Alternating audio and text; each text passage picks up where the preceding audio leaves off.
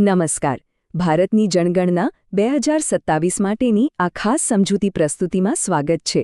આજે આપણે HLO એટલે કે હાઉસ લિસ્ટ મોબાઈલ એપ્લિકેશન વિશે બધું જ જાણી લેવાના છીએ.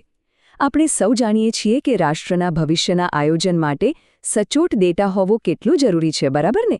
અને આ ડેટા એકઠો કરવામાં ગણતરીકારોની ભૂમિકા સૌથી અગત્યની છે. તો ચાલો સમય બગાડ્યા વિના સીધા જ આ ડિજિટલ ટૂલને કેવી રીતે માસ્ટર કરવું તે સમજી લઈએ. આગળ વધતા પહેલાં ફટાફટ જોઈ લઈએ કે આજે કયા મુદ્દા કવર થવાના છે. આપણે ઇન્સ્ટોલેશન, ડાઉનલોડ પ્રક્રિયા, એપનું નેવિગેશન, પાસવર્ડની સુરક્ષા અને સૌથી છેલ્લે વાસ્તવિક ડેટા અને ઘરયાદી કામગીરી પર નજર કરીશું. તો ચાલો પહેલા અને પાયાના સ્ટેપથી શરૂઆત કરીએ, ઇન્સ્ટોલેશન અને તેની પૂર્વજરૂરિયાતો. હવે એપ ડાઉનલોડ કરતા પહેલાં કેટલીક બાબતોનું ધ્યાન રાખવું એકદમ ફરજિયાત છે. કામગીરી શરૂ કરવા માટે સ્માર્ટફોનમાં અમુક ચોક્કસ ક્ષમતા હોવી જ જોઈએ. જેમ કે જો iOS હોય તો વર્ઝન 15.0 અને એન્ડ્રોઇડ માટે ઓછામાં ઓછું 12.0 વર્ઝન હોવું જરૂરી છે. સાથે જ સ્મૂથ કામગીરી માટે 4GB RAM અને 8GB ખાલી સ્પેસ તો હોવી જ જોઈએ. અરે હા, નકશા જોવા માટે ફોનમાં PDF વ્યૂઅર ઇન્સ્ટોલ કરેલું છે કે નહીં તે ખાસ ચેક કરી લેવું. આના વગર પ્રક્રિયા આગળ નહીં વધી શકે. અને આ બહુ જ અગત્યનું છે, જરા ધ્યાનથી સાંભળજો. રાષ્ટ્રીય સુરક્ષાનો મામલો છે, એટલે આ એપ્લિકેશન હંમેશા સત્તાવાર સ્ત્રોતમાંથી જ ડાઉનલોડ કરવાની છે. એપનું નામ છે સેન્સસ 2027 હાઉસ લિસ્ટ. આને ભારતના મહારજિસ્ટ્રારની કચેરીના સત્તાવાર ORGI ડેવલપર એકાઉન્ટ અથવા CMMS પોર્ટલ પર આપેલી લિંક પરથી જ લેવાની છે. બીજું એક, સિસ્ટમ તરફથી મળતા તમામ OTP કે મેસેજ માત્ર RGICEN સેન્ડર ID પરથી જ આવશે. આનાથી સિસ્ટમની સુરક્ષા સંપૂર્ણપણે જળવાઈ રહે છે. બરાબર, તો ફોન તૈયાર છે. હવે આગળના તબક્કા પર જઈએ, ડાઉનલોડ અને નોંધણીની પ્રક્રિયા. આ સ્ટેપ બહુ જ મહત્વનું છે, કારણ કે અહીં ફોન સિસ્ટમ સાથે સુરક્ષિત રીતે કનેક્ટ થાય છે. આખી પ્રક્રિયા 4 સરળ સ્ટેપમાં વહેંચાયેલી છે. સૌથી પહેલાં એપ ઇન્સ્ટોલ કરવાની છે, પછી ફાળવવામાં આવેલ યુઝર ID નાખવાનો છે, ત્યારબાદ મોબાઈલ પર આવેલો OTP વેરીફાઈ કરવાનો છે અને છેલ્લે એક નવો પાસવર્ડ સેટ કરવાનો છે. બસ. પણ હા, આ પહેલી વારની નોંધણી વખતે ઇન્ટરનેટ કનેક્ટિવિટી ચાલુ હોવી એકદમ આવશ્યક છે. અચ્છા, અહીં સ્ક્રીન પરની લાલ ચેતવણી પર ખાસ નજર કરો અને હળવાશથી બિલકુલ લેવાની નથી. પહેલીવાર એપ ખોલતી વખતે જે ભાષા પસંદ કરવામાં આવશે તે કાયમી બની જશે.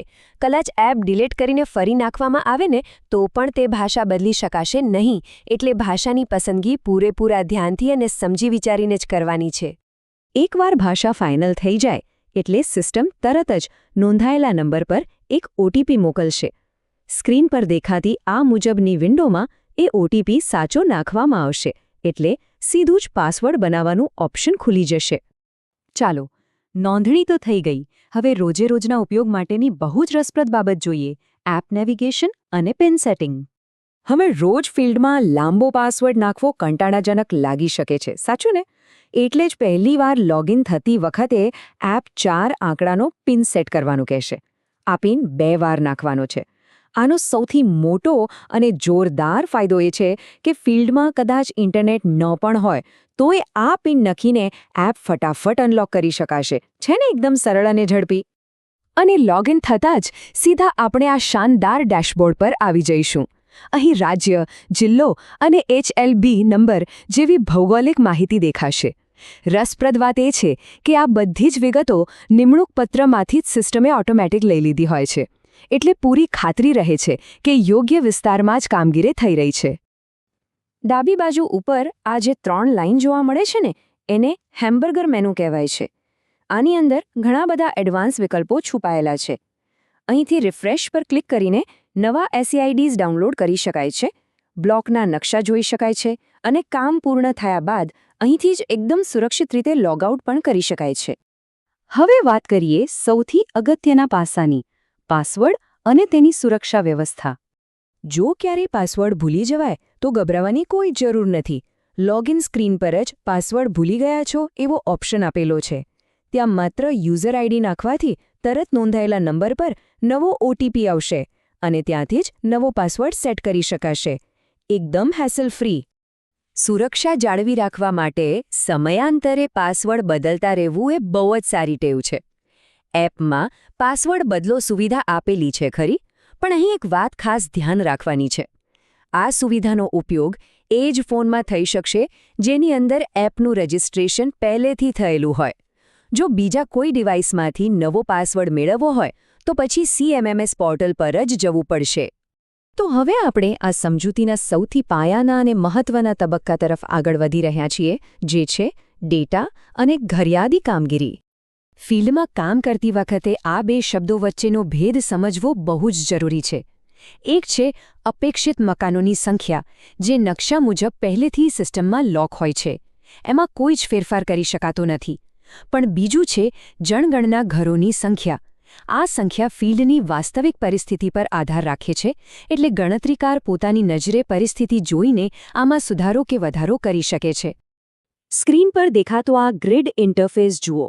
આને જાણી જોઈને એકદમ સીધો અને સરળ રાખવામાં આવ્યું છે, કારણ કે આખો દિવસ ફિલ્ડમાં મોટા પાયે સતત કામગીરી કરતી વખતે માનસિક થાક ન લાગે અને ડેટા એન્ટ્રીમાં કોઈ જ ભૂલ ન થાય, તે આ સાદી ડિઝાઇનનો મુખ્ય હેતુ છે. ડેટા એન્ટ્રીના નિયમો પણ બહુ સરસ રીતે ગોઠવવામાં આવ્યા છે. જેમ કે લીટી નંબર એટલે કે લાઇન નંબર સિસ્ટમ પોતાની મેળે જ ક્રમશઃ આગળ વધારતી જશે. છે ને સમયનો મોટો બચાવ? મકાન નંબર નાખવા માટે 20 અક્ષરો સુધીની જગ્યા આપેલી છે, જેમાં આલ્ફા ન્યુમેરિક એટલે કે અક્ષરો અને આંકડા બંને વાપરી શકાશે.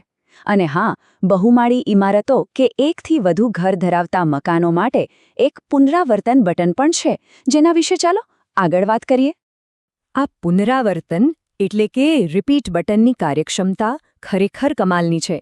માનો કે ફિલ્ડમાં કોઈ એક જ ભૌતિક ઇમારતમાં એક કરતાં વધારે પરિવારો રહે છે, તો વારંવાર પેલો લાંબો મકાન નંબર ટાઈપ કરવા કોણ બેસે? એટલે માત્ર આ પુનરાવર્તન બટન દબાવવાનું રહેશે અને એ જ મકાન નંબર આપમેળે બીજા પરિવાર માટે અસાઇન થઈ જશે.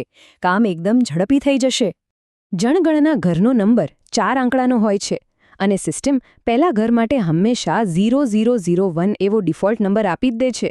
પછી ગણતરીકારે પરિસ્થિતિ મુજબ નક્કી કરવાનું રહે છે કે જો તે જ ઘરમાં બીજો પરિવાર હોય તો નંબર રિપીટ કરવો અથવા નવા ઘર માટે નવું બટન દબાવીને સીધો નવો નંબર જનરેટ કરવો. મકાન કઈ સામગ્રીનું બનેલું છે તેના કોડ નોંધવાના નિયમો એકદમ કડક છે. છત માટે એ જોવાનું છે કે બહારથી છતનો સૌથી મોટો ભાગ શેનો બનેલો છે.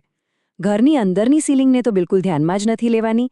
અને સૌથી મોટી વાત, જો દિવાલ પર પ્લાસ્ટર હોય અને ખબર ન પડે કે દિવાલ અંદરથી શેની બની છે, તેમજ ઉત્તરદાતાને પણ ખબર ન હોય, તો અનુમાન બિલકુલ નથી લગાવવાનું. ત્યાં સીધો 0 કોડ દાખલ કરી દેવાનો છે. 100% ચોકસાઈ માટે આ નિયમોનું પાલન થવું જ જોઈએ. તો આ આખી પ્રક્રિયા સમજ્યા પછી છેલ્લે એક બહુ જ મોટો અને વિચાર પ્રેરક પ્રશ્ન સામે આવે છે. આજની આ સચોટ ડિજિટલ માહિતી આવતીકાલના ભારતનું નિર્માણ કેવી રીતે કરશે? જરા વિચારજો. આ એપમાં નંખાતો એક આંકડો, એક ડેટા પોઈન્ટ એ માત્ર માહિતી નથી, પરંતુ ભવિષ્યના ભારતના વિકાસ અને આયોજનનું સીધું ઇંધણ છે. આ સમજૂતી સાથે જોડાવા અને આટલી મહત્વપૂર્ણ પ્રક્રિયાને ઊંડાણપૂર્વક સમજવા બદલ ખૂબ ખૂબ આભાર.